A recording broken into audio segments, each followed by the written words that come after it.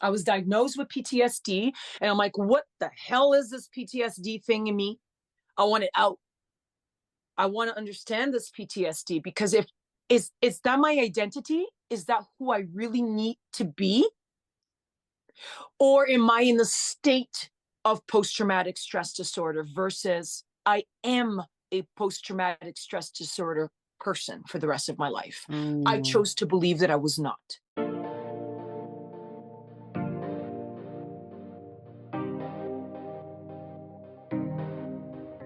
Freedom to Know Wellness, a disability advocacy platform to hold space and give a voice to those with complex medical and chronic pain conditions, female reproductive challenges and miscarriages, and address other disability-related topics, including how these experiences affect one's mental health. Welcome to Freedom to Know Wellness, where voices are heard. Please advise, the information provided in this episode is from the opinions of the interviewee and interviewer. For further medical advice, please contact your practitioner. Please remember to subscribe to the Freedom to Know Wellness channel at FTK Wellness to catch all of our content, and click the bell for notifications on new posts. If you enjoy our content, consider contributing financially to aid with the Freedom to Know Wellness production by clicking the @FTK Wellness PayPal link on our channel's page or found in the description box below. Now, let's start the interview. Welcome to Freedom to Know Wellness. I am your host, Michelle Samuels. Today, I'm interviewing a personal friend of mine. We've known each other, say, about 25 years. And it's been amazing to see the journey that this woman has gone through many medical conditions, but has also triumphed and healed herself. First of all, I'd like to introduce Camila Soares, also known as Miró Kali Shakti. She is a holistic and spiritual healer and former fibromyalgia patient. Yes, I said it, former. She has treated herself using various holistic modalities, yoga, and diet, but the staple of what she had said has truly healed her condition is her experience with plant medicines, particularly ayahuasca. I am not going to go into too much detail as I would like for her to share her story, and I want to give her enough time to do so. I would like to welcome to the Freedom to Know Wellness podcast, Camila Soares. How you doing, my dear? I'm doing good. How are you this morning? Not too bad, not too bad. So, again, tell the listeners about yourself and to make sure pronounce your medicine name accurately for me, please. Thank you, Michelle. Miró is how you pronounce it, but I kind of made it easier for people to pronounce the first part, Miró. So that medicine name is very much sacred to me. Just it was given to me as I was in the journey of self-discovery when I decided to go back home, being native to Brazil. And I was gifted that name as a medicine name by one of the tribe's leader, Tucano. Carlos is his common name, and it means water. So as much as I love Camila, people can still call me Camila. I know that Miró is almost like an empowered, healed, or in the journey of constantly healing name, if I may say it that way. And Kali Shakti is my given name by my yoga master, who I traditionally studied yoga with. And during that process, you're also given a name. So I put all of that together, and here we are. Miró Kali Shakti was born. Wonderful. So I have you here. This is a segment to my listeners under the healers, holistic practitioners, and those who are also patients. And you are, let me backtrack a bit here. I could look at you based on what you have told me, and I want you to share this with my listeners, that you are a holistic practitioner, but you would also consider yourself a healer because holistic practitioners don't just heal with medications, but they heal the whole body on a whole. So I'm excited to hear more about that story. So you're from Brazil originally. And what other professional work did you do as well? I would say from when I was about 18 years old is when I took interest around the time I was diagnosed, which I remember you recall that. Um, Diagnosed and with fibromyalgia, you're with speaking. fibromyalgia Hmm. specifically. And during that time, I didn't have a profession. I just didn't have any schooling, any vision in my future, if I may say.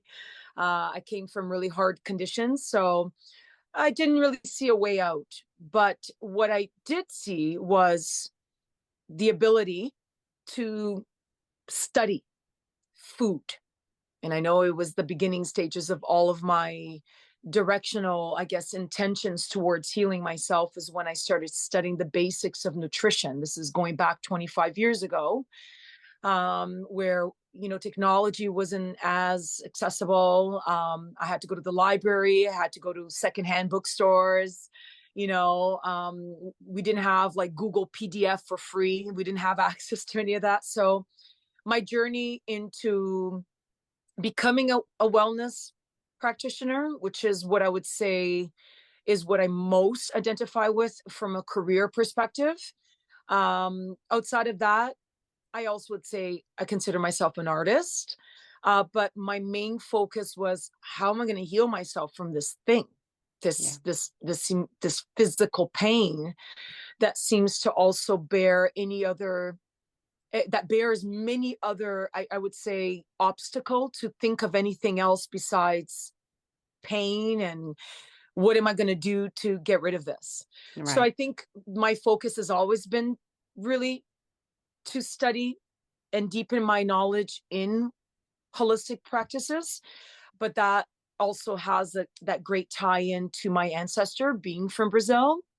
So plant medicine was the main thing that led me into wanting to bring this major healing to myself, knowing that if I didn't take care of these basic elements and ailments, I would say, I say when I say elements is like different parts of me. It's like I feel like I'm elemental as a person, right? But it would restrict me to want to become anything else. I love dancing. I always wanted to perform. I always wanted to do other things outside of just focusing on healing myself. So when I structured that into becoming something, I understood that, well, I have to become a holistic practitioner. Everything else is kind of exempt. It doesn't exist. So, do I have other parts of me now that identify myself as something outside of holistic practices? Yes. I consider myself an artist. I sing, I dance, I create music. I feel like being an artist is not just having a particular trait. Of course, it includes that, but it's a self-developmental part of my personality and self-expression. And I felt that that's always been a part of my journey to discover this side of me. But in the beginning stages of knowing what I was going to become, it really became down to like my main focus is like, I need to heal myself. And I know plants and food and psychology was the way. So, Okay. So yeah. I'm going to have you backtrack a bit. Okay, When please. did you first start experiencing the symptoms of fibromyalgia, whether it's the pain, chronic fatigue, what have you? Any symptoms? When did you know first started to notice the symptoms? When I was about 19, I believe, right? If we were to think about around the time that you got diagnosed, it was around that time. But the symptoms, I believe, started way before that. It It's usually usually the case. does. Hmm. It started in my emotional mental health. I noticed that anytime I would be really sad, and during those, in my circumstances growing up in group homes from between the ages of 11 to 21, um, that was a great reason, trigger Hmm. to my sadness, I would say. But even before then, leaving Brazil and unfortunately um, living in circumstances with someone who was also mentally ill. And I was not aware of that because None of us is.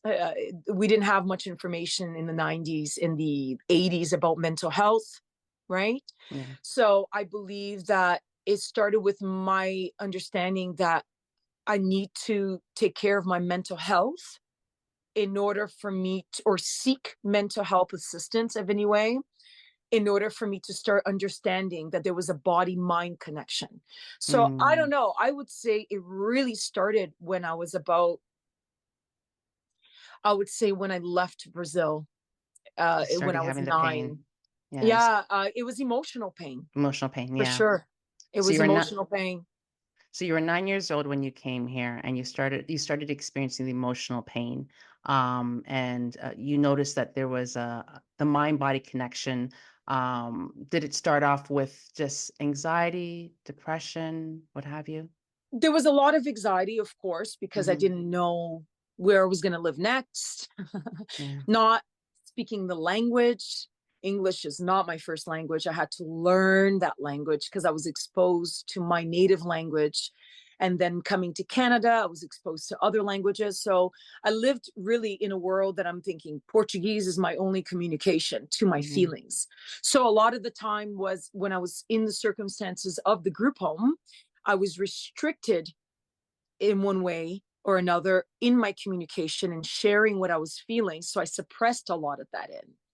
So, yeah, So through that suppression, when did you notice the physical symptoms? So the emotional was you, and then that I manifests would into the physical say for symptoms. sure, I would say around the time of like 11, it's when I went into the group homes specifically. Mm. Not to say I didn't have symptoms before, the anxiety was already there, Yeah. right? Imagine waking up every morning with anxiety with someone who is extremely um, emotionally unstable, Yeah. as my father was at the time. That's who I was with.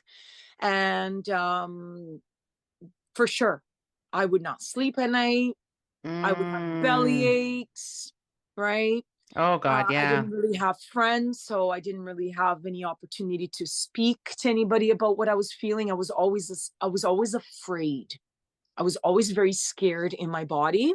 And Yes. then it started to manifest in the physical form by the time I was 19, because 16 to 19, although I was under the care of the group homes, I was independent, but then I was alone. Yeah.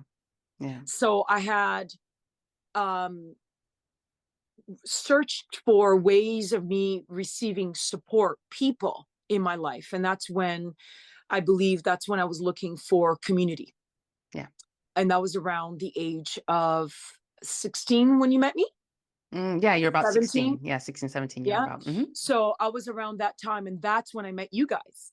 But then my body started to process all of the unprocessed emotions all at Yes, the same time. yes. And it manifests itself into pain and all sorts Oh, of. yeah. But I remember not, first of all, it's a cloud over your head. You don't feel like, no matter which direction of thought that you may choose at that time, the amount of emotional and mental jibber jatter, as I Hmm. call it, Hmm. in your ears of like, you're not good enough. It's too much.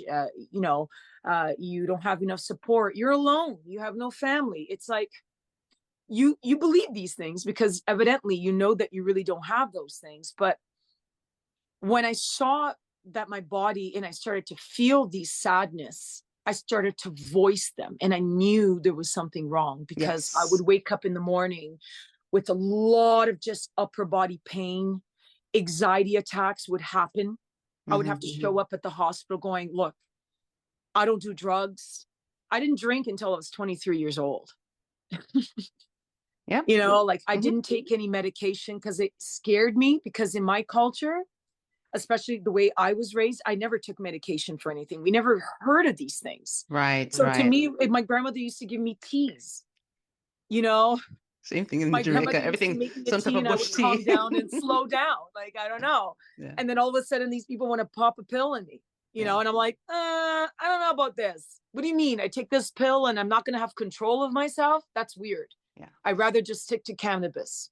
So Illegal. Yeah. when you so when you were first diagnosed with fibromyalgia, what type of medications did they put you on?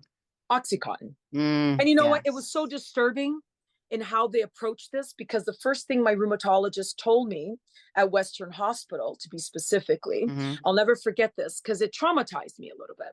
I went to him and I said, you know, I'm experiencing these symptoms. So as you know, when they're doing diagnosis with patients that may have developed fibromyalgia, they go through a trigger point kind of like assessment, Assessment. because Yeah, you do really, the trigger point assessment. yeah, but there's not really a way to diagnose fibromyalgia. There's many ways to find out that you have fibromyalgia. That's one of them, right? Mm-hmm. Because it's a state of condition. So I agreed. I'm like, ooh, that hurts. Yeah, that hurts. Yeah, you have fibromyalgia chronically. That's it. And I looked at him and I go, okay. And he goes and he goes, are you addicted to anything? That right there was a red flag. And I'm like, Yeah. addicted to anything? Do I Yeah. look like I'm Yeah. addicted to anything? Yeah. You know, Yeah. The assumptions. the The assumption. assumptions. Oh, So yes. right there, I said, no, I don't drink. I don't smoke. I smoke cannabis. Sometimes I didn't smoke cigarettes or anything like that. And I don't drink. He goes, great. Then you qualify to take Oxycontin, to now only find Oh, out that yes. it's They one have of to ask the that. Yeah. most addictive drug out there Mm-hmm. on the streets and in patients. Mm-hmm. So I looked at him. I took the pill, filled out the prescription, went home, took one pill, and I was out of my mind. And I didn't Mm. like the sensation that I couldn't feel my body anymore. Yeah.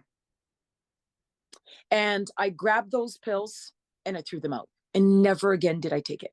And Mm. that's the key that I said, I need to figure out what I'm going to become in my life to help support this. So, So, mhm. So from yeah. there, you moved on. You did your research, as you said, you went to the library, you did the research, and you started off with changing your diet. So what was the initial changes that you made? Well, I was never someone since I was very young to be eating junk food. Hmm. I've never really, culturally, we don't do that. We eat our beans, our rice, our chicken, our green leaves, our garlic. And I was realizing that I was missing a lot of these key nutritional kind of foods Hmm. that related to my culture. So I went back to that. And I Hmm. started studying. I would go to the secondhand store. I would find, I found a couple of books about natural ways. And I'm like, ooh, what does this mean? I didn't know that whole world of yoga. I didn't have no idea what was it. And I kept discovering books about Iyengar was my first book about yoga that I got. It was an illustrated one where they showed me the posture. So I started doing it. I'm like, because I didn't go to the gym back then. I've always been a skinny girl, ran around doing athletic things. So I'm like, I don't need to worry about this. You're a kid, 16, 19, you're a child. So in the end of the day, I started discovering that. And I'm like, maybe if I start eating like beans because it has a lot of iron. Hmm. Whoa, this person eats a lot of like rice. Remember, I lived on my own. I did not know how to cook at the time. So I had to figure it out pretty quickly, Hmm. how to create a healthy, balanced meal. Then I went crazy. Then it was like, plant this. I found a book about natural cosmetic, that you shouldn't be dyeing your hair, that you shouldn't be wearing, deodorant, that there's some plants. And I'm like, whoa, plants have magic. Yeah. So I would buy the simple things because I was also very, being a good Capricorn that I am, I take my time with certain things. So I'm like, I don't know, chamomile tea, let's try it. And then when I would have my anxiety attack, I would go and drink some chamomile tea and There would you help, go. you know? Yeah. Yeah. Wow. So I feel like the triggers in the physical body would often get triggered if there was something that I wasn't doing that helped that. It's like it's either you're like, I'm in pain, I'm in pain, I'm in pain.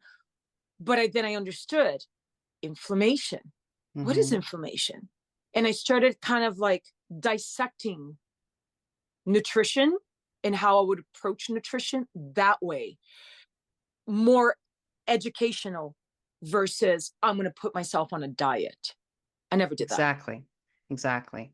It's changing the way you eat to manage the inflammation. And it's a process. But as you Yes, went through the process, you noticed that your pain started to decrease. Is that correct? absolutely. Okay. Absolutely. And the mental fog. Mm-hmm. Mm-hmm. Because when I started doing the yoga, right? Because I'm thinking, why is one of my best friends is able to dance, talking about Trudy, the other one, the other friend. Mm-hmm. She was able to dance. She doesn't have inflammation. She has pain here sometimes. So why? Maybe, and then I would test it out. If I was to go for a run or I started doing weight training, I would still have I would feel pain, but it would go away. It changed from how it was before, where you would do it and you're like, oh, it's hard for you to keep up. But Yeah, now with the inflammatory diet, that's the way they would call it, it's a way of life. It's a way of life. But you notice that, oh, my muscle recovery is better. I'm not as much pain as before. exactly. But Yeah. I will Yeah. also be very honest with you. I also sought therapy Mm-hmm. Mm-hmm. because I thought I was going crazy. So that's my next step, next question. So we're going to there right now.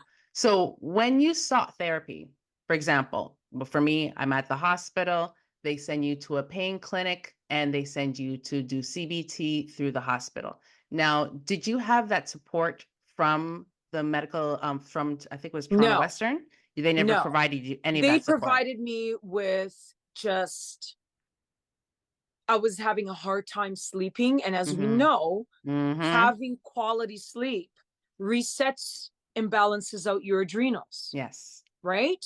Because once you have your adrenals burn out, there's no reset button, Yeah. right? We know this. Yeah. So Yes. that comes with the exhaustion of fibromyalgia. And I Mm-hmm. came to realize they started doing studies on me for sleep Yes. clinics, Yeah. Yeah. Good. You have to but go to sleep I clinics. I was had going to to ask you that. Mm-hmm. ask for therapy. So they never even sent you for CBT? No, Oh, I okay. know. Okay. Yeah. Yeah. So that's good. You were smart enough to know I need to ask for therapy to be able to help myself. Yeah. Go So ahead. I just sought out because I've been in therapy since I was 11 years old, prior to going into the group homes with my parents. So I knew I liked the idea of talking to somebody else besides my parent, Mm-hmm. Mm-hmm. right? And I'm like, I need to go back to that. I want to find out how I can do that again. Yes. So that's when I asked my social worker at that time, because I was in group homes. I said, look, because she would ask me, what do you want to be when you grow up? I still had a vision of myself of like, I see myself a healthy person. I see myself with a job. I'm going to finish school one day. You know what? I want to become a doctor, but a natural one. I did not know there Yes. was such The thing as a naturopath. naturopath Yeah. or a holistic practitioner. Yes. I that's my witness, right?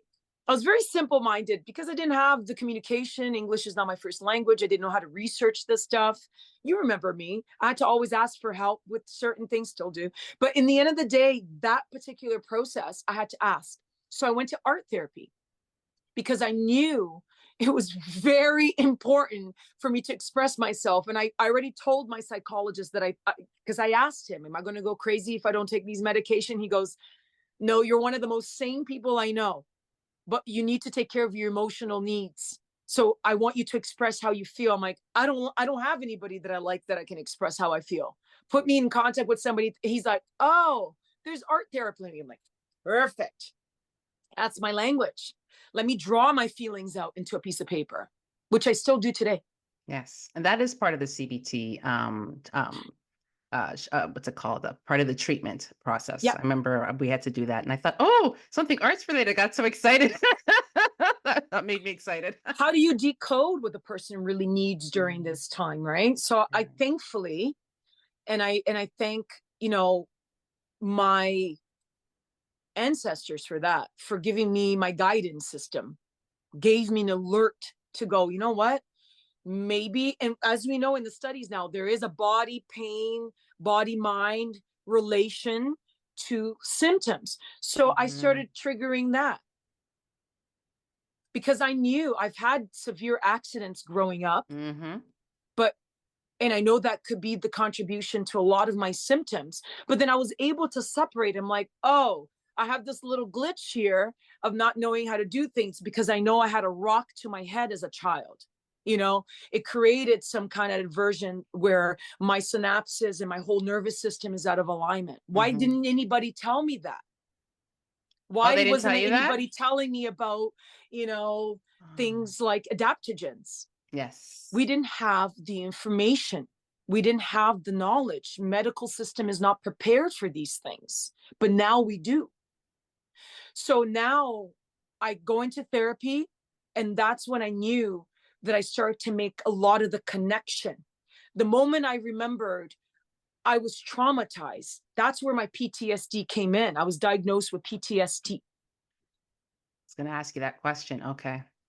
I was diagnosed with PTSD, and I'm like, what the hell is this PTSD thing in me? I want it out.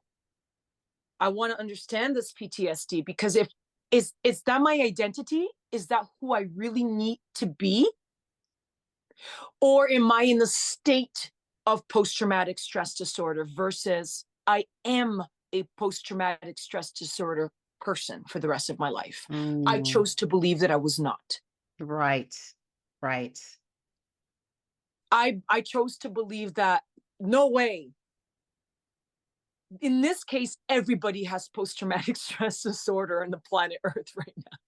And one thing I remember, I've always like they've always said with fibromyalgia, whether you had PTSD before or it manifested during, the experience is a PTSD in itself. And a lot of trauma, a lot of the physical traumas, as you're saying, it could be the experience of emotional, it could be the physical, it can be, trauma done to our body, sexually, all sorts of things could happen that could manifest itself into pain. So yeah, you're right. Precisely. You're right. Because, you know, and this is a lot of discussion amongst fibromyalgia community. Some Mm-hmm. people never been sexually abused, but they Mm-hmm. do have PTSD. Mm-hmm. Mm-hmm. And I know a lot of people that got neglected in their household that has PTSD Yes, yes. because there's a trauma bond to your physical ailment. There's a trauma. We Mhm. create these bonds with these emotional components of emotions that we don't really feel. Like I realized that's when things started to change for me. So by the time 19 came around, when I got married, at the time I got married very young. I got married at the age no longer married. I got married at the age of what was it? 22? What was I thinking? Yeah, you were 22. Oh, shoot. Sorry, I'm just remembering now. Yes. Why? Yeah. Why? So as you know, I got married at 22, which was, insane. And we were very religious at the time, which is okay too. But we realized that we were not going into that a very healthy pattern of relationship. So I knew at that time that at the stage of waking up crying every morning, in pain, not being able to sleep, I'm like, I need to go back to my country. So Let's see what happens then. just going to stick a pin in it. Before we go back to going back to your country, with you having the pain, being married, and the friends that you had, did you find that you had support with your pain, with managing your pain? Because a lot of times you'd hear from patients that with fibromyalgia that they don't have as much support, and yet some people do. Did you find that you had a support from your spouse at the time and from your inner circle of friends? Oh, no, Mm. no. And that does not Because make I the didn't have situation enough easier. information to even be able to inform them what's going on. That's true. That is true. Right. Mm-hmm. So where am I going to take that? A diagnosis? That's all I had. So Mm. I chose to believe that maybe removing myself from that situation. So the pattern, I went, well, the only thing I haven't tried back or I haven't tried doing is going back to Brazil. Mm-hmm. The day I landed, all of my physical, emotional symptoms went away. Because you knew you were home. And there was, I Mm. remember that day like it was no tomorrow. I'm like, why don't I have those feelings anymore? Why Mhm. doesn't my body not feel? I slept at night. Other problems uh, re- kind of occur because you're now visiting your family for the first time, emotional, like, but I knew that there was something there. So I took it and I go, if I feel better when I'm home, the warmth made me feel better. The fact that I was around my family again, even though now I realize that, the second layer of my detox, emotional detox and spiritual detox was also kind of having set healthy boundaries, but just naturally being in that environment of family, something came down, and something about being in your natural environment brought me down. Because remember, my symptoms started at the age of 11. Mhm. Mhm. Couldn't Mhm. sleep, anxiety, language is weird, didn't adapt well in school, cold. The My dad cold. was mentally ill. So then there was that caused more trauma. And there I didn't have to deal with anything. So it felt like I'm going, there's nothing wrong with me. There are things. Mm. And then I started making the connection. Like half of the people in Brazil that would walk around with pain in their shoulders or walk around with headaches. So I started eliminating the possibilities that actually there was something wrong with me. It was more like a belief system. Okay. And then I started working on building myself up. So from the age of 22 to now, mind you, I've lived because when I knew I needed to heal, I decided to leave everybody behind from in Canada. And I left for what? Was it 12 years? I was gone. Mhm. Yeah, you were gone for a while. And that's when things really shifted for me. That's when the key's like, oh, nope, there's S something else here. There's a way out. So you're in Brazil now. Your symptoms have lessened or have eradicated altogether? Gone? I No never had pain? any sleeping problems. No pain, the pain was gone? Pain, I realized that it was like I would pay attention to things like, are the pains coming out of nowhere? If I'm Mhm. thinking about or I'm in that certain situation. For example, if my brother or one of my sister or one of my siblings were, arguing with me, I would feel that pain in my chest. Mm. I started doing the body mind connection, but I didn't know it was called body mind connection until later on when I studied holistic medicine. Right, right. But understanding it on my own, we're still on a very lonely journey here of information. Right, right. So you're eating the foods back home in Brazil, which are your native foods. You're In the noticing sun every in the single day, sun and you're in the water. in the water all the time. And that seawater is very healing, very Not only that, grounding. but just being in the environment that felt Mhm. very at home. Yes. Having a way to express my feelings in a language, in a mother tongue that I was able to associate feelings and expression. Wow. You know what? When you take a child at any age, but when you take a child in general and put them in a situation that can be traumatic, and you'd think, oh, she's coming to Canada. It's a better life. It's a better experience. But that's not always the case if there's not that strong support provided. I mean, it could work out in any different way, but it can be a traumatic experience. And I think a lot of times we take that for granted. If you move a child from one school to Yeah. another within the same country, it creates trauma. Hmm. Hmm. There's so many examples of that in movies. It's now shown that you have to ask the child permission. You have to, at some degree, communicate to that child of that great change that's going to happen. If you don't prepare a human for that, you're going to be putting that little human into a situation where you can possibly, she already carries so much, you know, trauma. Hmm. You know, I feel like I've always had trauma because prior to that, just as a highlight, we won't deepen it too much, but I was sexually abused at the age of 6 to 8 and at the age of 2. by two relatives in my family. So I Mm-hmm. was already sensitive to not be able to talk about something that bothered me. And then on top of that, another layer, you remove me from my safe zone and put me in an environment where I'm now talking to complete strangers that I cannot have a actual emotional bond with. And to backtrack a bit, from age 2 and from age 6 to 9, after that sexual assault experience, you were transferred to, I think, one of your other family members that you felt more safe with, correct? Correct. So that was your safe environment compared to the environment where you were still in a fight or flight mode, but then now you're in a place where, okay, now I'm calm. It's getting better. I can enjoy myself. I remember you sharing a story as where she was saying earlier that she doesn't really like to eat junk food. She would just love eating fruits, eating all the different fruits because that was her, that was your sweet tooth, having fruits, eating healthy. But it was in a calmer environment. And then now you're brought here and you're brought into an environment that's not stable. So, Exactly. oh man. And it feels like I realized then that there was no easy way out, Mm-hmm. but to continue seeking emotional and mental support. And I also knew that I was always a very spiritual person, Yes. that I chose not to believe that going through all of these things, there needed to be a purpose. Yes. And I chose to look deeper and investigate deeper into my ancestor.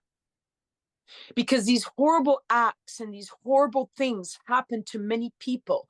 Why some develop fibromyalgia and why others don't? Mm-hmm. Mm-hmm. Yes. Everyone's body is different. Some people that manifest in Everybody's different things body different. is different. So Mm-hmm. your fibromyalgia to you is different. Mm-hmm. Someone else's fibromyalgia is different. It is Yes. it is something that's still very well being studied. It's like Yes. the dark, when I look at depression, I say that's connected to your spiritual path, your Mm-hmm. emotional intelligence, Yes. your ability to feel. Because I started really releasing pain. And anytime the pain would come, I would start making the association. So now I'm feeling safe. Time has gone by. I then decided to become a holistic practitioner. I go, I need to learn things about myself. I need tools. I need a toolbox to survive this thing called life. Mm-hmm. And from my little snips of, finding that book on Iyengar or finding that holistic cosmetology approach to natural beauty, finding that plant medicine book, shamanic traditions. What is that all about? I started going, oh my God, I need help. I need to learn to do this. I didn't become a holistic practitioner to fix anybody's problem. Just to be clear. Yes. No. Never has been my intention to go through school for me to become a professional to be able to fix somebody else. I didn't think I had any means to being able to do that because I'm still trying to figure out my own stuff. Mm-hmm. So when I mentioned to my social worker by the time I was so I left and then I went on to ODSP Yes. for a long period of time because I was a crown out of the state. I had nobody. My circumstances didn't change. So thank God, at least I had some support. And in Right. the midst of that support, I realized that I can apply for, grants and a course because I needed direction. So I'm like, you know what? I want to go to holistic school. I found out that there's a school of magic out there. I want to go to it. You know what I mean? I want to go to it. And so naturally, I did my research because you have to do a research when you get a grant as big as that. And I Mm-hmm. showed it, I got approved, and my journey began. And it was even harder because guess what? When you're actually doing the work in regards to your own personal healing, you come to discover that there's so much layers of the onion peel that needs to be peeled back, that it's Yes. not going to be a quick fix to the full healing journey. It's a constant journey. I'm still healing. Mm-hmm. The symptoms, the greater symptoms have disappeared, but I'm going through the deeper layers of my healing. So when Mm-hmm. I filled my toolbox, I wanted to learn Reiki so I can apply it for myself. I wanted to learn about nutrition so I know what I was putting into my body. I wanted to understand sound therapy so I can calm myself down. Sound therapy, sorry to interrupt you. Sound therapy is extremely important. And speaking, since we're on the topic of fibromyalgia, as we've discussed, certain pitches create so much pain. And I found, even when I was in my treatment, that they had to change the sound bowl from one pitch to another because the first pitch was excruciating, and the practitioner was like, okay, let's change it to a different pitch. And that lower pitch, I found like my body was like, okay, I could feel my central nervous system saying, okay, thank you. I can calm down a bit. It's been And connected. it's a huge connection. Because think about it. We live in an environment. We came from an environment where we were in our mother's womb. We were Mm-hmm. protected. The only thing you heard was shh, shh, shh, shh, which Yeah. is the sound of her heartbeat or her Yeah. voice. Then we Mm-hmm. come into the world of noise, car pollution, sound pollution, da na na na na, screaming, television. You hear all these things. That takes you away from you, and it becomes a pollutant. Going back to Brazil, as you know, Brazil is the land of nature. Of course, it has your Babylon in it, but in the end of the day, that, Babylon, for those who don't know, is just city life where there is complete distraction and everywhere you go. But once you stay, you sound, right? When you go into an environment where it's nature, you hear the sound of the ocean crashing and releasing all of those ions. You don't know the scientific terms for those things, but that's what's happening. Salt water, able to bring and draw out inflammation. Sun, 60% of your immunity is in vitamin D. Only way to observe is through your iris and your arm. So as we were saying, you're back in Brazil now.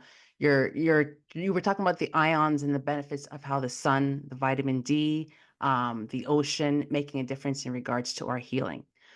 So with the diet change and all of this happening, you came back and you said you came back to Toronto, and then you decided to go to a holistic education to be able to heal yourself. And then guess in turn, it turned out we can able to help others. What was the name of the institution that you studied at? It is Transformational Arts College. Okay, also known as TAC, correct? You got it. Okay, okay. So you've mentioned that you've smoked marijuana beforehand, and when you were smoking marijuana, especially during your time with fibromyalgia, and since then, have you noticed? No, I'm going to focus on the fibromyalgia part. Did you notice it helped with some of your pain? It helped with all of my pain. Mm, Still hmm. does. And so, and also, when did you start trying psilocybin, for example, and what introduced you to the understanding of psilocybin and the benefits of it? Psilocybin came to me actually after ayahuasca.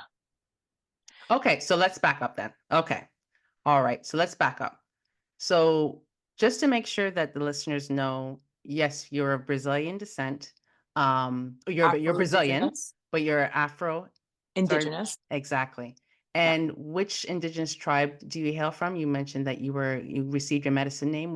Which tribe was this from that you were? The tribe leader is from the tribe Tucano, but Okay. my tribe is the tribe of the Kiriri, which Oh. is, if we were to talk about how tribes are broken into pieces in the history, that's another podcast, but I would love to Mm-hmm. share that one day. Mm-hmm. But essentially, my direct lineage is my father.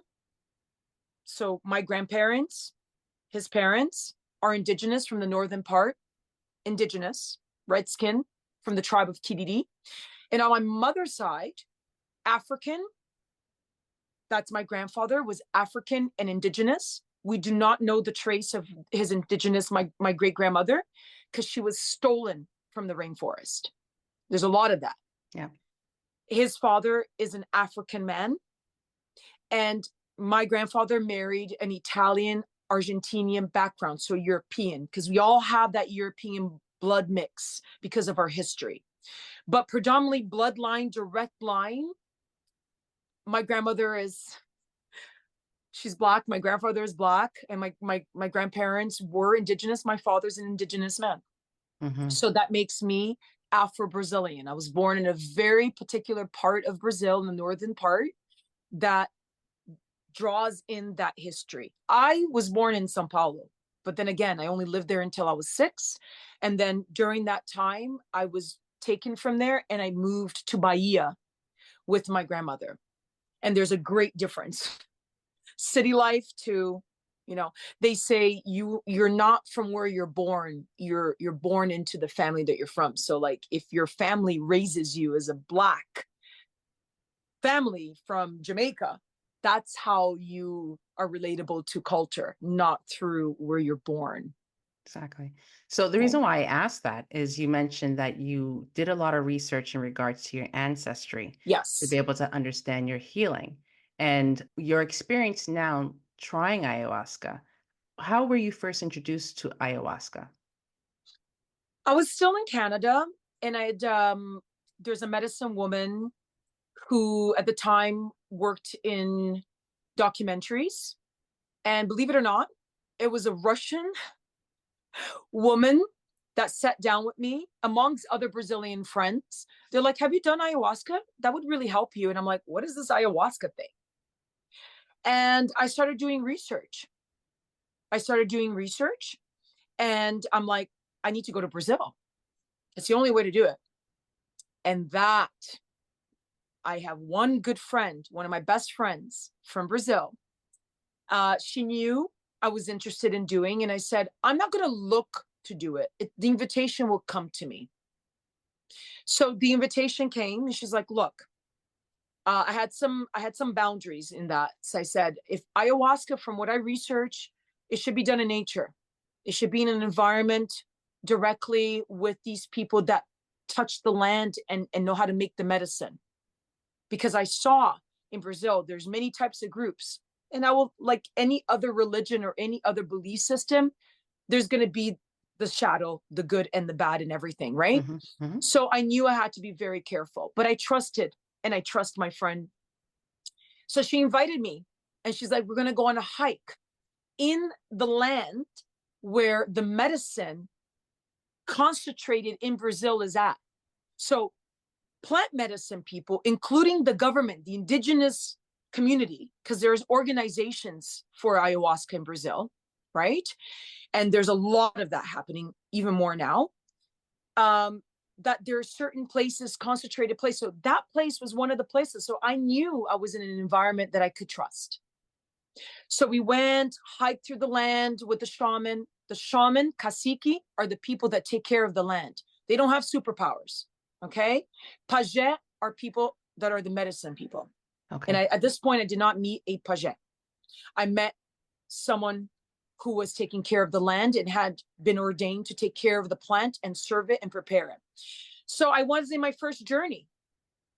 I realized this particular journey, I had to dress all in white.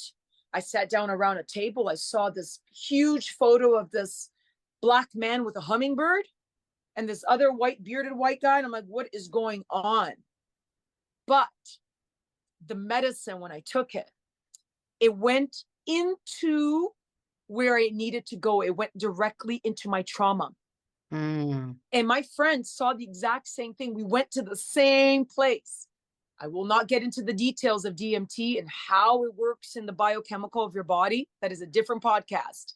But I can tell you there's enough information out there where you can educate yourself nowadays through Netflix, YouTube. There's a lot of great information that can give you the grounds to what ayahuasca is. So in my personal experience, I knew then, I know now, what then was, I was doing Santo Daime, which is just an organization of ayahuasca. That's why I needed to wear white. But later on, I've been doing ayahuasca for over 10 years. So later on, I learned how to prepare the medicine and all of that with the indigenous group of people, which is completely different.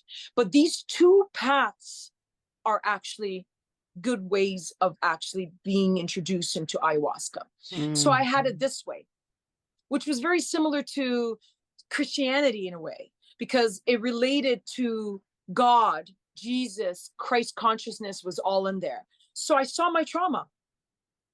And there was a gentle voice that came to me and said, it's okay. You've been here before in a different lifetime, and you're healing all of this. You're going to heal all of this. Continue having faith. Don't give up. And I puked out because I was having a lot of throat infections. I was having a lot of sinus issues, and I didn't know what that was. I'm like, there's something wrong. 2 plaques of pus, solid pus, came out of my throat. That was my first healing. It solidified and it purged out because I was a very suppressed child, wasn't allowed. The medicine showed me this. I wasn't allowed to defend myself. I was in an environment where I was unsafe. I wasn't allowed to be a child. I had to take on responsibility at a very young age. So really, the medicine showed me that the trauma started in my childhood. It just decided to show up in my adulthood. So the plant medicine already coming with the basics of what I had become, because while I was doing plant medicine here at school, I hadn't taken ayahuasca yet. So you had to study it in school as well, but not ayahuasca. No. I hadn't taken ayahuasca. But I'm just saying plant medicine in general, they gave you a general overview, but not the information. Not the information ayahuasca. No, not at all. You're not going to get Mm-hmm. that information ayahuasca in the system here in Canada.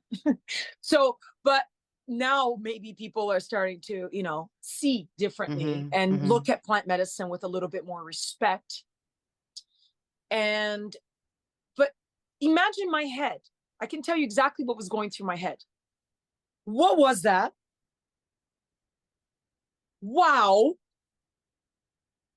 I feel so loved and support. Wow. That is amazing. That's amazing. Not amazing. That is amazing. I am supported by God. It felt like an extension of myself to my higher self. I knew that I wanted this for the rest of my life. So the next journey took place 4 years later. And during that time, between that first healing, I said, I need to do acupuncture. I need to go make sure that I do Reiki.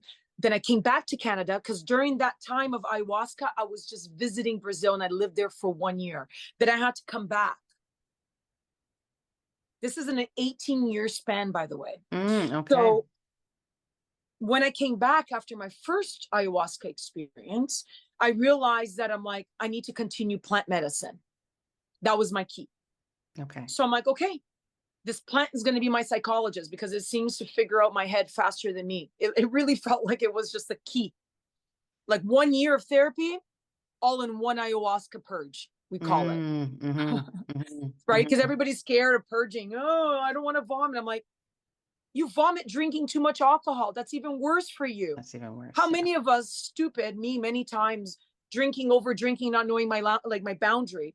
It's been also proven that ayahuasca is extremely bitter, and we know bitters are really good for your liver. So it detoxifies your whole entire body. You remove your gallbladder if you need to out of that one. Because if the medicine, it knows what you want. So it will only give you what you ask for. So I wanted healing for my past. That's why it showed me my past. So every time I started taking it, so 4 years passed by, then I started taking it every weekend because there's a ritual. You got to do it with the moon. And then I got introduced to different groups. And then I realized, you got to be careful with the groups that you do it with. Right? Is that an energetic thing or just organizational? Okay. Absolutely energetic. If you see that the person is overcharging you for something that is plant medicine, there's a cost to everything. Of course. Right? Because you got to buy candles, you got to rent out the space. Or if you are in an environment like Brazil, it's easier for you to kind of be in the middle of the forest anywhere, right? But there's some spaces that you need the altar, you need that, but you need it. There's a cost for medicine, but not the way I see some of these people doing it. And it's none of my people. It's usually other communities outside of Okay. my tradition, if I may Okay. add it that way, Yes. that Okay. tend to misuse the plant medicine, which is a huge problem in my community. When I say my community, my Afro-Indigenous community, that's how I identify myself. So outside of any side of that, the white culture tends to use and take use of this culture and make money out of it, like everything else. They take yoga from India and make it into their own. So I knew I had to be very careful, but I was at home, so I felt safe. Okay. And during that time, you still have to be careful because it's all about energy. This plant makes you more sensitive. It also helps you to heal. Reach out for the documentaries, you're going to see it. So I'm going to backtrack a bit. Yeah. You did it 4 years ago. You did it once. You found an extreme healing experience, both psychologically, emotionally, but also And physically, because you were able to spew out what was happening in you physically with the sinus infections and whatnot. And even with I know you said for the most part your fibromyalgia pain was gone, but did you even notice an even more reduction? Or was Oh, it yeah.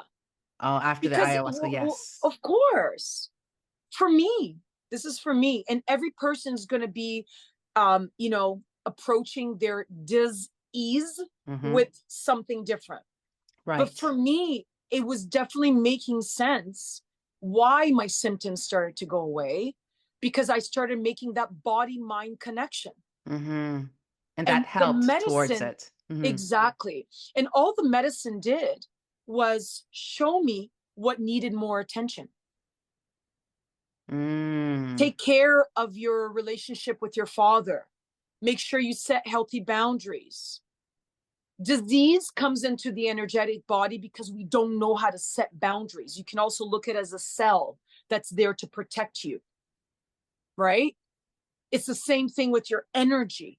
So after that, after my first, I already became then a holistic practitioner. I was already then a Reiki practitioner. And I started paying attention. And a I yoga went back to teacher Brazil. as well? Pardon me? And a yoga teacher as well, right? You were already a I yoga only teacher at became the a time? yoga teacher in the last 6 years, but I've Oh, been practicing yoga for 25 years. right. Right? Okay. I didn't have money. You need money to become a teacher these days. So, or to become anything really. But my practices were already, because yoga is a lifestyle. Yes. It's not asanas. It's not just doing postures and no, it's a lifestyle, right? Exactly. So plant medicine, it's a lifestyle. So I started studying religion. The medicine showed me, study, unattach yourself to these concepts of shaming. Because unfortunately, while I was at church, in that organization, let's call it that, there was a lot of shaming. It's like that shame felt really heavy. So all of my symptoms, I started diagnosing it and putting an emotion to it. When I worked on the emotion, the symptom went away. For me. The moment I made that connection, I'll give you a story. This is recently, forward thinking. Years have gone by. I just came back from Brazil maybe 2 years ago. Maybe no, it's been 2 years ago. And prior to that, I came for a quick visit, but I bounced back. I'm like, no, can't do it. I remember that actually. I don't know. I'm going to go to Costa Rica and Nicaragua first, work there, maybe, I wasn't sure. But when I realized that the hip pain that was coming back all the time would come around my thoughts around my finances, my relationship to survival, which comes from my past, my relationship with my father and my mother, family, and my relationship and how I view abundance. But anytime I was around my father, my hip would hurt. And of course, being a yoga teacher and being a holistic practitioner at this point, I made the connection that, wow, your lower extremities, a lot of the emotions that we carry there, it has to do with survival, because it's your muladhara, it's your first chakra, right? It has to connect you to the earth, your purpose. And then it goes into your throat, goes into your heart chakra, and then your higher extremities. So I'm like, wow, I need to feel like I belong in something. Right. Mm-hmm. So I started to examine my emotions, and I started to pay attention to my hip. When I was around my father, who's someone who has really bad relationship within himself in regards to money, bad relationship in regards to his past and his relationship and how he was raised by his parents. There's a lot of trauma there. And he doesn't seek really any therapy, which right there, unfortunately, is like 50% of your ability to heal yourself is must do therapy. And any activities, physical activities, yoga, breath work, exercise, whatever, keep it moving. It's stagnant. So anytime Mm-hmm. energetically I would be around this person, this would happen. So I came to realize through my good psychologist, who's also a holistic practitioner, he goes, you have a lot of issues there underlining your father. Start going a little bit deeper into your relationship and how you can set boundaries. You have no healthy boundaries with your father. Mm-hmm. Girl, that's when things went down. I was just like, oh my God, it makes sense. The now present moment, I don't have my hip pain because I set healthy boundary with my father and I had to place him exactly where it was. Mm-hmm.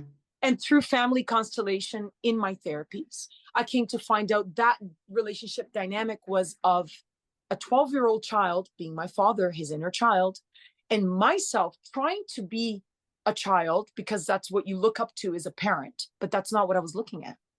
So right there, the inner child work started to go. So now I slow down with the ayahuasca because I really don't need it. I will do it Mm. when I'm in the jungle with my medicine man, or if I really want it to tonify and just because after you purge, the amount of times I've died in so many of my ayahuasca experiences, you rebirth. That's what it does. It's like a That's why spiritual death and a rebirth. all you have your Yeah. ego death. It's called the ego death. Mm. When you have your ego death, you realize you're like, oh, you're just here now. You're here now to heal and then help other people find the way. That's it. So when you were doing ayahuasca, was it bi-weekly or was it? For when we're doing it to serve a purpose, because the first thing the medicine man will say to you is you got to have courage and you got to come with an intention. Some people want to see stars and aliens and all that. Nah, it doesn't work that way. Right? Some people just cry. Some people connect to images and thoughts of their past and it resolves. So what I was asking was when you were doing it, you said you did it, and then 4 years later, you're doing it on a consistent basis for how length of a time?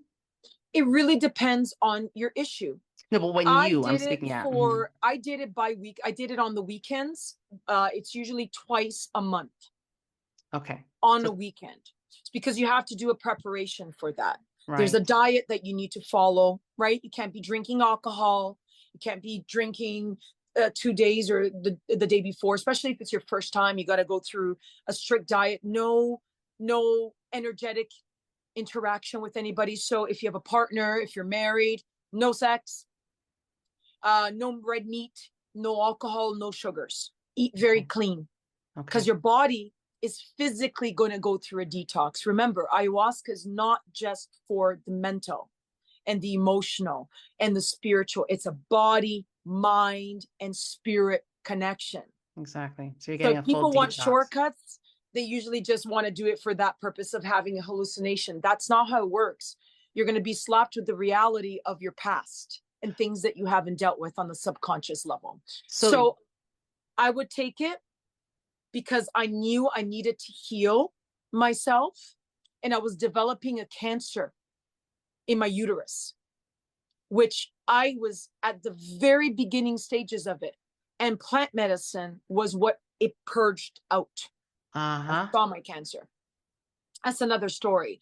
But what I say by cancer, what is my cancer? It was all of my traumas that I was holding on to, that it was very clear to me. That's how the plant showed it to me. You're developing this physical ailment because you're not allowing things to go. Mm-hmm. Mm-hmm.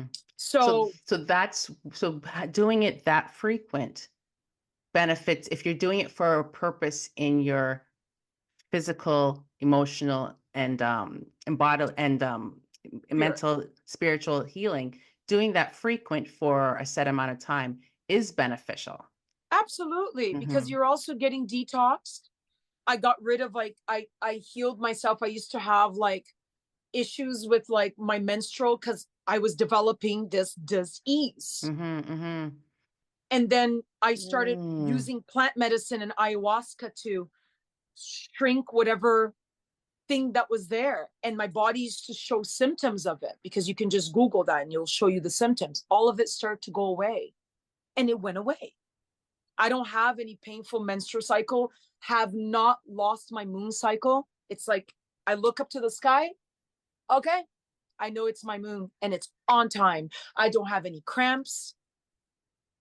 I'm just a woman, so I'm a full of like emotions, but that's like forever.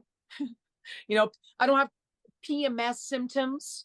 I might feel a little bit tired, but like when we're thinking about the uterus, because that's where my disease was, that was forming from spirit form, it went into my body that way and it was presenting itself. Mm-hmm. And plant medicine saved me because there is Mm. certain medicine that actually all plant medicine have different actions and Yes. compounds. So it has a benefit from actually ingesting it into your physical body. Mm-hmm. Mm-hmm. Unfortunately, most people look for it to have experience out here, but that's ego. Mm-hmm. You shouldn't Mm-hmm. look for that. That's not the purpose of plant medicine. You drink chamomile tea and you sit with it and meditate, the plant will talk to you. Every plant is a live being. Mm-hmm. That's true. So when people connect to this medicine and want to heal by using it, any type of milk, it could be mental. Some people are just neurotic, right? You know, the Let's be interesting. let's be honest. Let's talk Yes. about mental Yeah. health there for a second. Yes. Some Yeah. people are just flat out neurotic. They don't want to help. They want to, they see everything as everything else is everybody else's fault. Plant medicine and Ancestor teaches us that we got to look a little bit deeper. Mm-hmm. And when you're taking two really important nervine, you know, it's two plants. Mm-hmm. It's some brew, it's just two plants. DMT, Jurema, and then depending on the tribe, they have different names for the sipo, which is the the root vine. That's the masculine. DMT is feminine. And it's because we know there's feminine and masculine plants out there. Yes. So Yes. these There two is. magical compounds mixed, and they give you a key to your future. It's not going to cure you of anything. The only person that can heal is you. You can have assistance by using, you know, coconut water to drink and hydrate yourself. You can be using vitamins to get your body ready. But really, what plant medicine has shown me to date is that it serves you to take care of your crown, your head space. You create your realities and you attach yourselves to things. You can be angry, you can identify your emotions, but a lot of us, from what I gather today, are stuck in this duality world of the ego versus the soul. So that's what plant medicine has healed me. Because, yeah, I'll go to the gym and I'll do something stupid like I did yesterday, you know, because I worked legs in Pilates and I teach. And I teach yoga. I teach, you know, I teach. I move. You know me, I don't stop. Mm-hmm. But I know that this little pain is not affiliated to an emotional pain. It's now Mm-hmm. affiliated to I sat in a wrong way. Mm-hmm. Yeah, you're able to identify the difference between what's an actual physical pain and what's the emotional pain. Exactly. So plant medicine, especially ayahuasca, makes you more sensitive to that. And oh God, let's talk about psilocybin. I have my kit. I have a whole drawer full of mushrooms. And that's because I microdose and I always try to be respectful when I'm doing it. I'm always in nature, and it works as a gateway into the subconscious. A lot of our pain is all subconscious stuff, things that we carry from our ancestors. It's in our DNA, Mm-hmm. right? It's Yes. into our genetic code. We have the power to recode ourselves. Yes. Heal our ancestral past. You Mm-hmm. got to start Mm-hmm. talking. You got to start talking. Our community of Black folks and Indigenous folk, we don't like talking about our feelings. We don't. And this is something that is hindering us, and it's killing us. Absolutely. Absolutely. Our men are suffering because of it.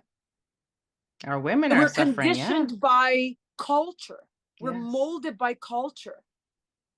We're molded by our own belief system, then we pass it on to our children. If I knew that I needed to set what it really meant to set boundaries with my father and my mother,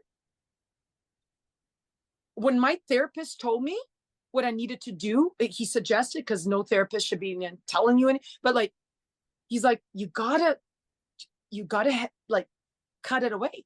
I'm like, oh, really? But they're my father. I have to respect, because, you know, the God above says you have to, or that. But what happened to the basic human need of like, listen, you're being mean to me. You should probably do that. I don't care if you're my mother or my father. I deserve to be treated correctly. And the Bible also says, do not exasperate your children. Yeah. And I agree with the Bible on that one. Yeah, and we forget but that's that. also basic psychology. Yeah, exactly. Don't do that to your kids. You don't just honor. Yeah, exactly. Just don't do that. Yeah. But guess what? I've been learning about inner child work. Mm-hmm. And my coach is also one of my best friends. See, you can have that. You can have a community of people that can support you. Yeah. And still be family and friends. I can't have certain conversation with certain people anymore because I had to learn boundaries.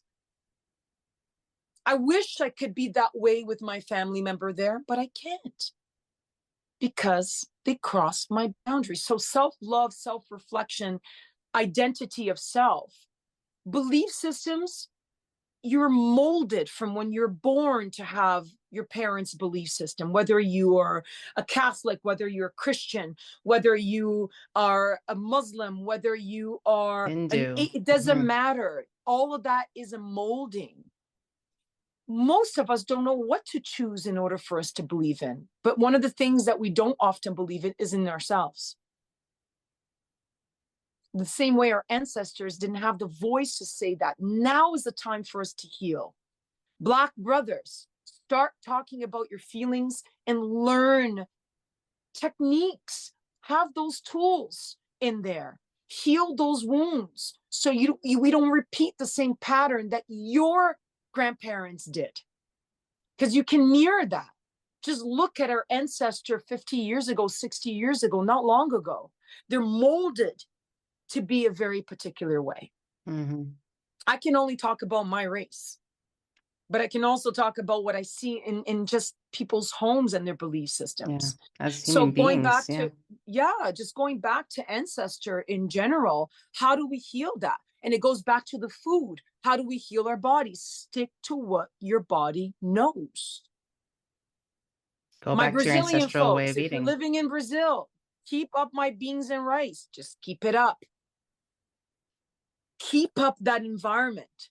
Your Edos, your plantains, your sorry, I'm going the Jamaicans coming out of me. I'm thinking, am I making jerk chicken today? Because we use the same spices, you know that. Exactly. So, am I making curry goat today, or am I going to make a nice dal lentils? We use a lot of lentils in Brazil. Am I going to make a classic beans and rice? Nurture. Cassava. Food is also an emotional way of connecting to our physical and spiritual connection.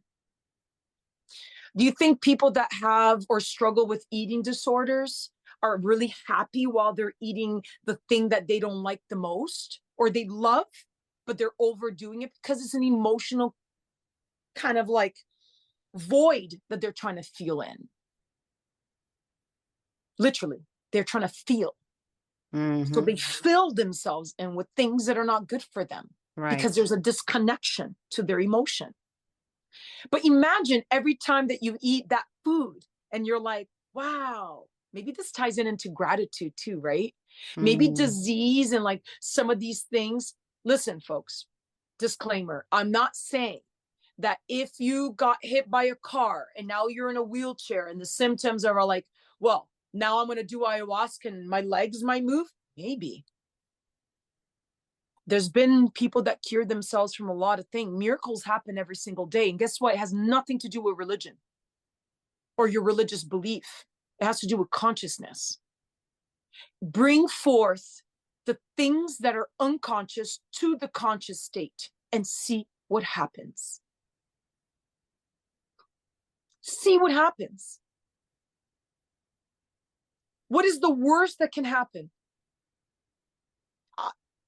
Michelle, you and I, we've been best friends. We've been friends for so long. We have the type of friendship that if we spend a period of time apart, we're back into the same loophole because we're soul family. Yes. We got to be open-minded. Yeah. I find that we need to shift from this one-minded thing and expand to nature. My religion today is respecting and honoring the elements of nature, the cycle of nature. So naturally, anybody in any religion that honors nature, to me, is doing a beautiful job. I don't mind. You don't need to believe in what I believe in, but as long as by law, by the universal consciousness, is take care of nature, by you taking care of nature, by you taking care of nature, you being in nature, you inviting nature into your life, that will bring balance. But until people have choices. People have choices to buy either a big condo downtown Toronto or buy a property outside of Toronto. It's a choice. It's a choice, but it's how you work on the inner person to allow yourself to heal. Exactly. Yes. Because as long as you think that you're going to be like, gotta go, money, produce. By the time you get to like my age, 41, going to be 42 soon, you're going to be exhausted. You're going to develop. So I've seen people younger than me that are in their mental and physical conditions of someone that's in their 60s that are already somewhat in more the end of their life or going into that. Because we know but what is the key? Where's the balance? Bring all of the unconscious things of your childhood into the conscious. Because the moment I started taking care of like my abuse and learning to forgive, it made me feel better. I forgive because I need to forgive for myself. I don't have to forget, but I have to forgive because it makes me lighter. That means I can look forward to having a life. You know what I mean? Exactly. That you can move forward from whatever trauma that is. And all of that is part of your healing journey, which is essential. Yeah. Sorry to interrupt you, but I just wanted to move on to the next thing. But one thing I wanted to say in regards to what you shared in your ayahuasca experience, plant medicine, a lot of herbs. I grew up drinking a lot of herbs and all the different detoxes I've done throughout the years to be able to help my body using natural herbs, what have you. One of the things that I never remember any of my naturopathic doctors telling me, and I have to think back to, I would have to ask my father because they grew up learning and doing baths with the herbs and drinking the herbs for cleansing. You always hear about this type of tea to be able to help with your body, but never really thought about just sitting there with the herbs, while I'm drinking the tea, meditating through it, allowing it to really make a difference in affecting me on an emotional and spiritual level. I don't ever remember that being educated to me. or told Because to it's an me. institution. Hmm. It's an institution versus spirituality and connection.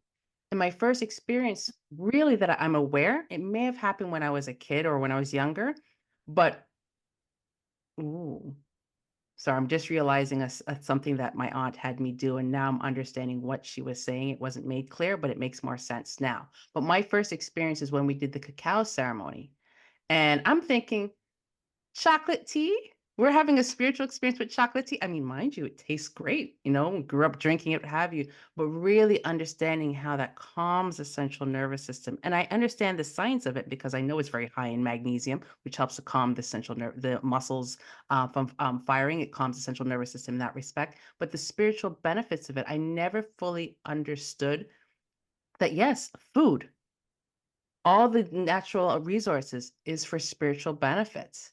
Yeah, And because a it's lot of yeah, the disconnection with people in this society is a quick fix, yeah, yeah, and that's not right? how it works, yeah. And they forget where things come from. They want to eat organically and protest, you know, oh, I'm going to eat only cashews, but you don't know the suffering behind a cashew farmer Yes. who doesn't have the option of being a vegetarian or a vegan because that's a trend, Yes. right? Yes. And some people do it for moral and spiritual belief. Others do it for trend.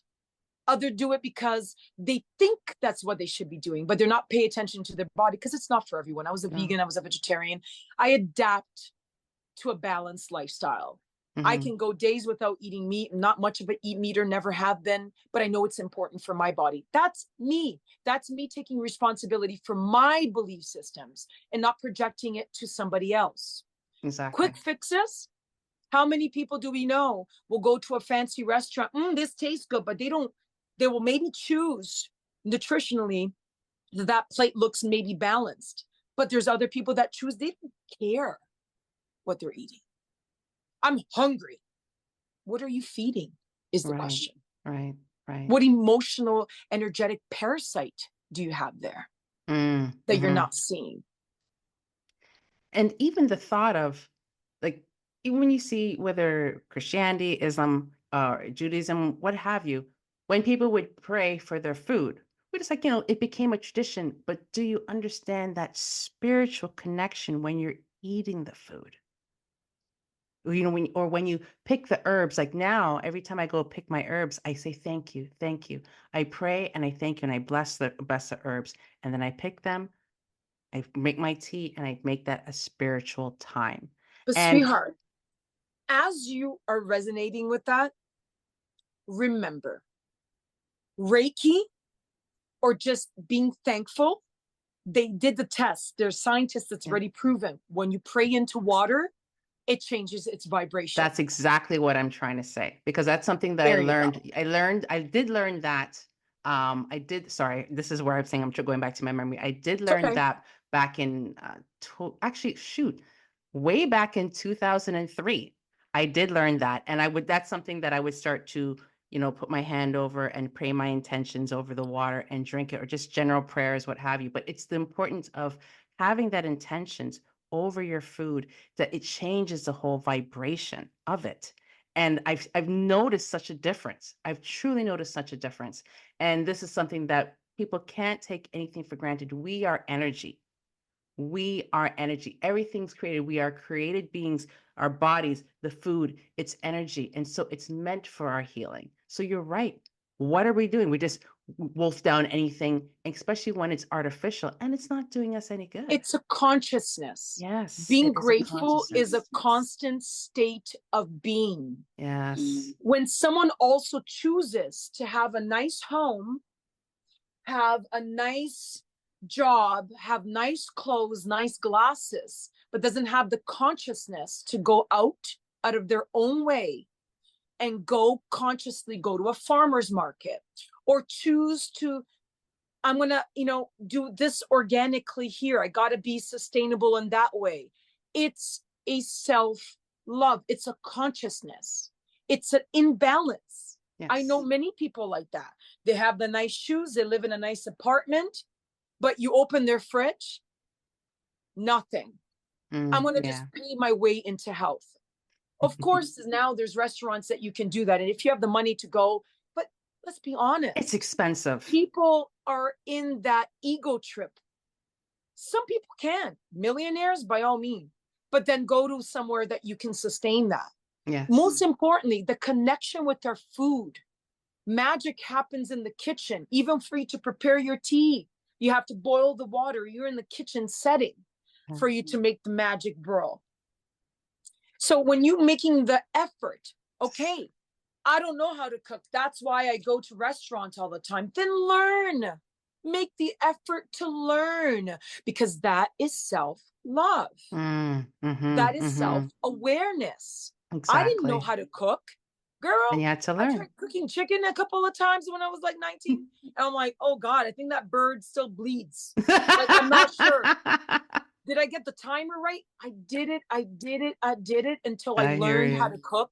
I already went to school. I know how to cook. Yes. I've cooked for many gatherings. I've cooked for weddings. I've cooked for restaurants. I've cooked for, boutique. Like, I've done it because I needed to go.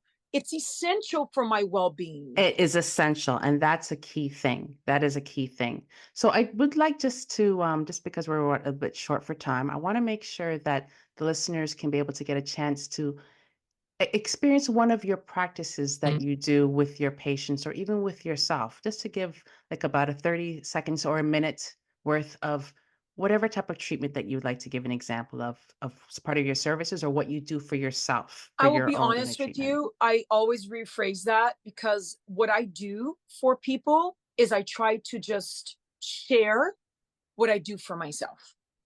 Exactly. Because even if you share, you know, your ideas and the things that benefit you, it does not mean that the other person's going to put into practice. Right. So even from that, I don't believe that's where I speak from a place of being the healer. And the only reason why I don't even like to identify myself as a healer per se, as a title, because the only person that can identify that is the other person. Most importantly, I empower the person to heal themselves, where you are responsible to become your own healer. That is how healing works. There's no I in this. I'm just a facilitator. So some of the practices that I do for myself, it changes. Every day is different, but certain things always remain the same. I wake up in the morning with gratitude. I make my bed. I give thanks to the fact that my body is physically here. I then start to smudge. Burning medicine, like something like mullein, for example, can stop an asthma attack. Yeah, it's been scientifically proven. Because I know there's those brains out there that always go, oh, it needs to be, because they can't do the body-mind connection yet. We have faith. We have faith. So burning traditional things that are connected to my ancestors. Okay, you are not Black, you're not Indigenous, you're not any of these things in this physical life. It doesn't mean that you can't burn it. It just means you have to know what your intentions is behind it and honor it as is. Right. Okay. Especially when we're burning sage, we're burning sweetgrass, or smoking tobacco is a no-go. You pipe it. I used to smoke little tobacco. No, not good. Not good. That was a hard lesson to learn. So I personally then do this. I will go directly. I love my Black coffee. It keeps me connected to my ancestors. Black with a little bit of oil in it, a little bit of cayenne pepper, cinnamon, coconut oil. chocolate. When you say oil, I leave that entirely up to you. You can put coconut oil if you're vegan, right? I put ghee or butter. That's it. I rather ghee, but I don't have ghee, so I use butter. Yeah. So I mix it all together and I sit there in silence. I'll put my favorite podcast on. Sometimes it's a mantra. Sometimes it's astrology. Most times it's astrology. Other times will be songs that make me move. So I'll start either dancing by myself, or sometimes it'll be a yoga practice. And then I go into the routine, organizing my space, my environment in order for me to receive that. I will drink my water. When I connect to my water or my tea, I'm like, yes, to everything, really, even to your coffee. And then I slowly go into feeling the body. Okay. Deep breaths. I love breath work. And I do these things. I do breath work throughout the day. I will also do mindfulness. If I know that I need and I feel the trigger to be by myself, I will then take that time and honor that. I'll be offline, or I'll communicate to my friends who are in my support group that I'm in downtime right now. I really need this time to be offline. For whoever knows me well, just knows it's like, you guys know me already. We telepathically communicate anyways. I was just thinking of you. Well, there you go. You know, it becomes easier for you to really catch on to anybody. Yeah. But I always have my coaching sessions with my therapist. If something comes up and I'm like, that made me feel really sad, I start to identify my feelings throughout the day. I also use an app to assist me. I've become better with accessing my feelings faster, where then I don't need the app. But the app is there to support you. And so is your coach. And so is your your team. You have a team to take care of you. And then I go into allowing myself to feel human. You are going to get still annoyed with that driver that just bounced you down the road. I'm not saying you're going to have that. No, that's not what we are. We're humans. So, but it's when then those little feelings come up, what do you do? So what's helped me, I stop. I try to slow down. I'm a verbal, you have to identify your form of communication. So I'm a verbal processor. So I need to call somebody and I need to talk. And then I write. I write it all out. Okay.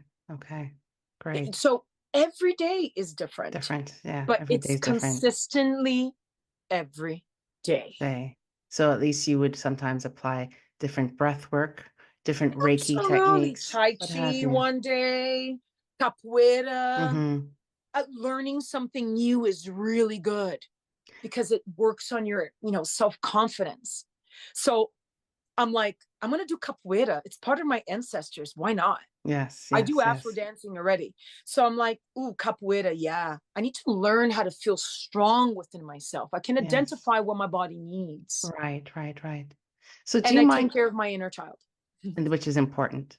Yes. So do you mind just leading us maybe into like a breath work or a small Reiki practice, just briefly? A lot of people feel that, well, you need to be a full-on practitioner in order for you to tap into energy. That's not true. It's a way to go about it, right? And as a Reiki master myself, like certified Reiki master, I can tell you now where we are vibrationally, we already been attuned to the awareness that we need to have about our energy. We just have to slow down and tap into it. So this is a really fun little way that you can do it, where you can learn to just start understanding your basic chakra system, right? So you have your crown, you have your third eye, you have your throat, you have your heart. Some people like to communicate to your higher heart, heart. You have your solar plexus, you have your sacral, and then you have all of your other, so root chakra. We have your system, okay? You can learn that. There's really cool ways that you can just Google that. You have the image for yourself. There's even ones already with the idea of all the diseases, dis-ease, all of the symptoms of dis-ease are there. Yes. So you rub in your hand to start understanding what energy is, right? And as you keep rubbing it, the more you rub it, you're going to start slowing it down and pulling away your hands from each other. And sometimes by bouncing it back and forth really slowly, you're going to feel various sensations in between your hands. And what you can do then with your third I can eye, feel it. so that's the physical symptom of rubbing in your hands and feeling the energetic field that's around. We all have it. that surround our body. That's why sometimes when we go into an environment and we're like, ooh, I don't like that, I don't feel good, that's your protective Mm-hmm. aura that surround us. Once you start to understand this, and I still encourage you to do your Reiki 1 and number 2, and then, you know, the fire element is it's just a download. You can start applying it in the areas of your body. And you can also place it right above your heart and start imagining a beautiful golden light entering your crown chakra. As it travels down, it enters in between your hands and it goes directly into your sternum, your heart center. And you can imagine this beautiful golden liquid dancing up and down in a spiral around your spine, your whole entire spinal column. And once you start seeing that, it starts to melt into your soft tissues, your tendons, your skeletal system, your muscular system, your organs.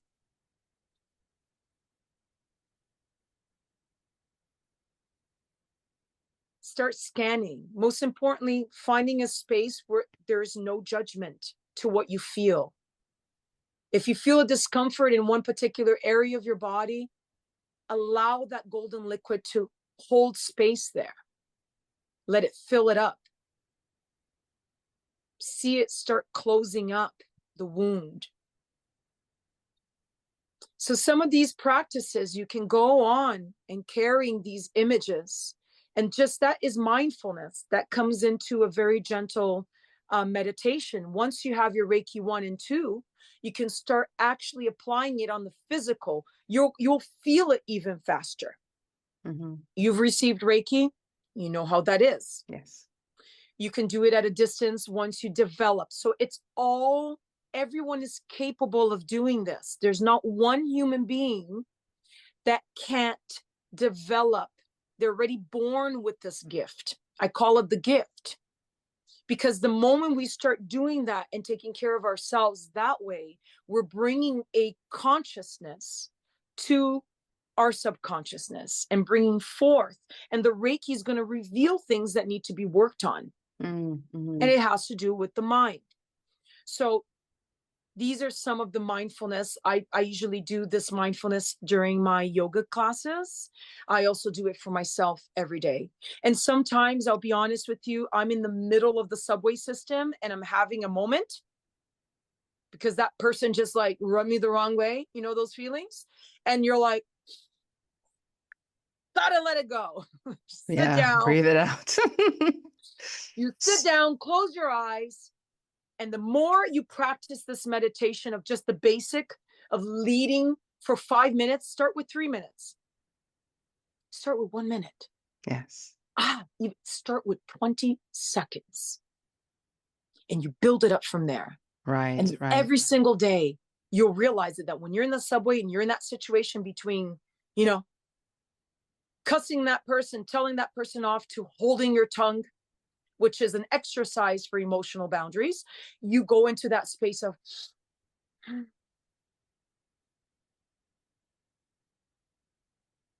that's it. Yeah. Come Thank to you. the now. Thank you, So, Camila. Thank you. Yeah. So where can our listeners find you, your website, and on social media to book, and your website to Well, book right any now, appointments with you? But yes, right now, just focus on IG because my website is down. Look at that. But we're working on it. But it's mirokali.com. And on IG, Instagram, it's all the same thing. Miró Kali Shakti. Facebook, I wouldn't encourage you to go that way just because I can't even accept any more people in my page. But everything is on IG. You can also find me at the YMCA at 7 a.m. Tuesday mornings for a somatic yoga class. Which one? Which YMCA? At the College and Dovercourt location for the time being. There will be more times available at a later time. We're working on it. And I also teach at TO kinesiology. That's the space that I work from. So you can also come into Fridays until next week, until next year. The schedule is every Friday at 6 p.m. Come in for integral yoga, where I'll also be collectively working with community. I'm offering a community price of $20 contribution, because in the end of the day, we know the times are hard for everybody, and we want to be able to not have any more excuses for ourselves where we're not putting ourselves in a healing situation. We got to take that step. 50% it is hoping for it, and the other 50% is you moving towards the goal of change. So I offer that, and in the nearest future, I hope to have my own space. And that's the And goal. it's not going to just be mine, it's going to be part of the collective. Amen. Wonderful. Right? I Ashe. work with a collective of different therapists that do very similar things that I do. We all have our very unique gifts, and we honor each other for those gifts. So there's enough space for everybody to share their gifts without feeling that they need to be good at everything. So, yeah. Okay. You can find me my information. Michelle can link it in. I give you Yes, permission. I will. Reach Yes, out I if will. you want to have a conversation about ayahuasca, if you want to have a conversation about me or what you found it fascinating in what I shared today. But I'm very much of an open book. So I'm here just to share my experience, share my stories of my life, in hopes that it can encourage people to take whatever leap they need to go in the direction of self-awareness and self-healing. Thank you. You're Thank welcome. you. Thank you. Camila, thank you so much for being on the Freedom to Know Wellness podcast. I found it was very informative. I loved it. It's things are even girl, making more can sense talk now. forever. And I love you for it. But thank you Thank so you. much for being on this podcast. As I like to close, reading information is one thing, but listening to a lived experience is another and paramount. And that's what we do here at Freedom to Know Wellness. Thank you again, and be well. Miró continues to live her best life, evolving both personally and as a wellness practitioner in nutrition, herbalism, massage, and Reiki. She educates others on the healing benefits of plant medicines from her beloved Brazilian culture, such as ayahuasca, and teaches yoga and Pilates at various locations across Toronto. For more information on her services and classes, visit mirokalisshakti.com. Thank you for listening to this episode. To have your voice heard on Freedom to Know Wellness, email us at info@freedomtoknowwellness.ca. For content like this and more, subscribe to the Freedom to Know Wellness blog at freedomtoknowwellness@substack.com. And for more podcasts, follow our FTK Wellness YouTube channel and find Freedom to Know Wellness on all major podcast platforms. And don't forget us on social media at FTK Wellness.